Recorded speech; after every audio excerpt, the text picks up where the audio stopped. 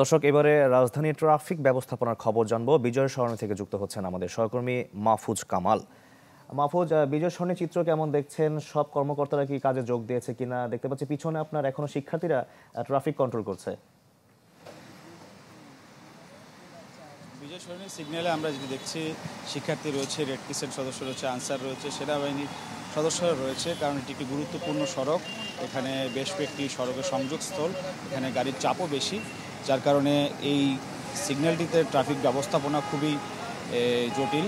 সেটি সমস্যা সমাধানে সবাই মিলে একত্রিতভাবে কাজ করছেন।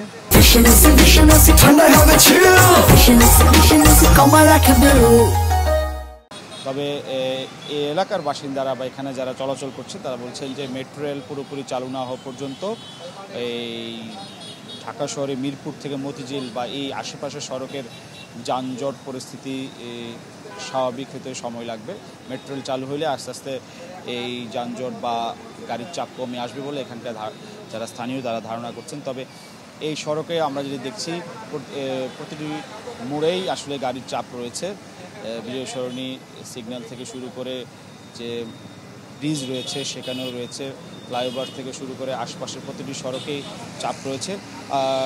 প্রতিটি সিগন্যাল 5 থেকে 10 মিনিটে বিলম্ব হচ্ছে, কারণ অত্যাধিক গাড়ির চাপ, এমনি কর্মব্যস্ত সময় এবং অফিস আদালত সব কিছু খোলা, যার প্রভাবে আসলে এই সড়কে প্রচণ্ড চাপ রয়েছে। তবে অনেক জায়গায় আমরা দেখেছি ট্রাফিক যারা রয়েছে, পুলিশের ট্রাফিক, তারা কিন্তু কাজ করছে, যেমন কারণ বাজার এবং হাতের জিল মোড়, এইসব তেজগাঁ এইসব এলাকায় কিছু কিছু সিগন্যালে কিন্তু ট্রাফিক পুলিশ কর্মে ফিরেছেন এবং সেখানে তারা কাজ করছেন।